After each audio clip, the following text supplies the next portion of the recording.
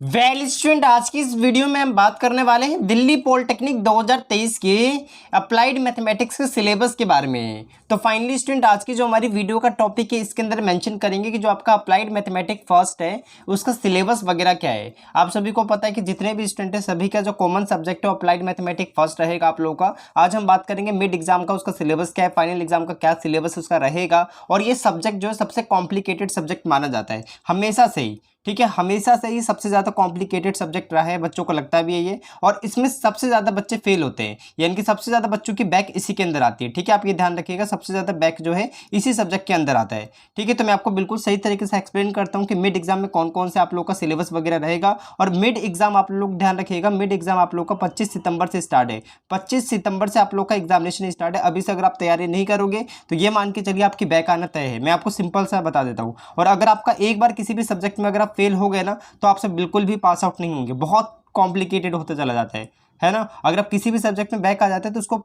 निकालना बहुत मुश्किल होता चला जाता है, मैं आपको ये बताना चाहता हूँ। ठीक है, बहुत सारे ऐसे कैंडिडेट हैं जो आपके सीनियर्स वगैरह उनके बैक आ रखे हैं, उनका क्लियर नहीं हो पा रहा है। ठीक है, इसलिए मैंने आपको ये बता दिया। अब स्टूडेंट हम बात करते हैं सिलेबस वगैरह क्या रहेगा, कैसे आपको प्रिपरेशन करनी है, इन सारी चीज़ों के बारे में। और ये सबसे कॉम्प्लिकेटेड सब्जेक्ट है आप लोगों का। ठीक है, और 25 तारीख को एग्जाम में इसको ध्यान रखिए। आज 7 तारीख हो चुकी है आप लोग की। ठीक है, तो चलिए हम इसको स्टार्ट करते हैं। सबसे पहले मैं PDF को ओपन कर लेता हूँ, फिर मैं आप लोग को सारी चीज़ें मेंशन करता हूँ कि मिड एग्जाम में आपके कौन कौन सा चैप्टर आएगा, फाइनल में कौन कौन सा चैप्टर आएगा। तो फाइनली स्टूडेंट हमने इसको ओपन कर लिया है।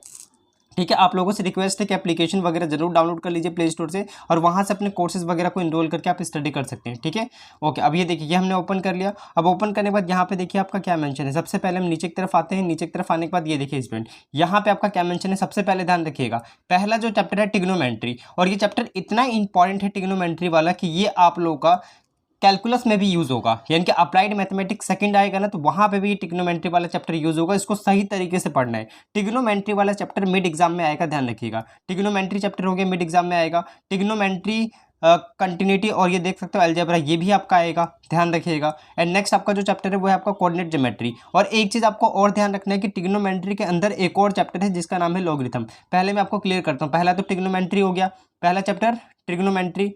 ठीक है, दूसरा चैप्टर लॉगरिथम। आप ध्यान रखिएगा, लॉगरिथम जो है ना क्लास 11th में ना क्लास 12th में, ये अलग ही टॉपिक है। और मैंने अपने कोर्स में बिल्कुल अच्छे तरीके से इसको करा रखा है। अगर आप उतना कर लेते हो ना तो आपके एग्जाम में अच्छे नंबर आ जाएंगे, आप पास आउट हो जाएंगे, ये मेरी गारंटी है। तीसरा मैं आपको बताता हूँ, तीसरा आपका क्या, कोऑर्डिनेट ज्योमेट्री। कोऑर्डिनेट ज्योमेट्री के अंदर 2 चैप्टर आते हैं। कौन कौन से आते हैं देखिए, ये है आपका स्ट्रेट लाइन। ठीक है, सही तरीके से आपको पढ़ना है, जितना आपके सिलेबस में उतना ही पढ़ना है। क्योंकि आप देखोगे 12th में कभी कभी ज़्यादा दे रखा है किसी चैप्टर को, किसी में कम दे रखा है, तो वो बहुत ही अलग है, अलग बात है। वो नहीं करना। 12th अलग है और आपका पॉलिटेक्निक अलग है। पॉलिटेक्निक पे उतना ही करना है जितना आपके सिलेबस में आ रहा है और जितना आपके एग्जाम में क्वेश्चन पूछे जाते हैं। तो मैंने पर्टिकुलर कोर्स में पूरा आपको डिस्कस कर रखा है। जो हमारा एप्लीकेशन पे कोर्स है ना अप्लाइड मैथ का, उसके अंदर जैसे जैसे मैंने सीरीज वाइज करा रखा है, आप कर लीजिए। आपका पक्का ये है कि बैक वगैरह इसके अंदर नहीं लगेगा। ठीक है, और वही क्वेश्चन आएंगे। और देख सकते हैं इसके अंदर दूसरा आपका चैप्टर है सर्कल। तो मैंने आपको बता दिया ये आपके 4-5 जो चैप्टर है, 4 चैप्टर आई थिंक। पहला है आपका ट्रिग्नोमेट्री। ठीक है, ट्रिग्नोमेट्री वाला चैप्टर आएगा, ध्यान रखिएगा। दूसरा मैंने आपको बता दिया लॉगरिथम, ये चैप्टर हो गया आपका। ठीक है, फिर आपका तीसरा चैप्टर है स्ट्रेट लाइन। ठीक है, स्ट्रेट लाइन। और चौथा चैप्टर है आपका सर्कल। ये आपके मिड एग्जाम में आएंगे, ध्यान रखिएगा। मिड एग्जाम का ये सिलेबस हो गया। जो भी मैंने बताया ये आपका मिड एग्जाम का सिलेबस है, जैसे कि यहाँ पे देख सकते हैं लिखा भी हुआ है। अगर आपको कोर्स को इनरोल करना है तो अभी आपका 50 डिस्काउंट चल रहा है। ठीक है, 50 ऑफ अगर आप कूपन यूज़ करेंगे तो आपका 249 में आप पूरा प्रिपरेशन कर सकते हो। ठीक है, इसके अंदर books, previous year question paper, जिससे आपको ये पता चल जाएगा कि किस प्रकार के क्वेश्चन वगैरह आते हैं। और बाकी सारी चीज़ें उसके अंदर मेंशन है, वीडियोस वगैरह सारी चीज़ें हैं।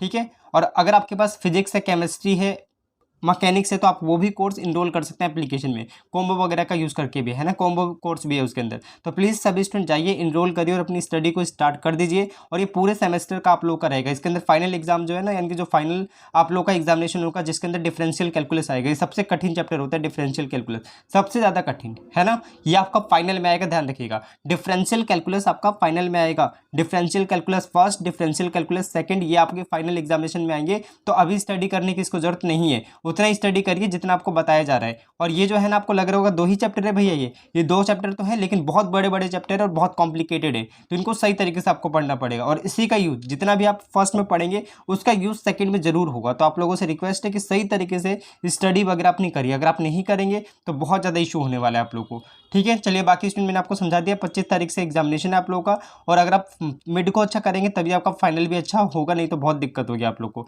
ठीक है, और फाइनली स्टूडेंट हमने अपनी एप्लीकेशन के लिंक आपको डिस्क्रिप्शन बॉक्स में दे रखा है, वहाँ पे जाके आप इनरोल कर सकते हो कोर्सेज वगैरह को। ठीक है, ये मैंने आप लोग को बता दिया। चलिए इस वीडियो को हम यहीं पे खत्म करते हैं। जल्दी हम फिजिक्स, केमिस्ट्री और बाकी जितने भी सब्जेक्ट हैं सभी का मिड एग्जाम का सिलेबस और फाइनल का सिलेबस के लिए वीडियो लेके आएंगे। अभी इसको यहीं पर हम खत्म करते हैं।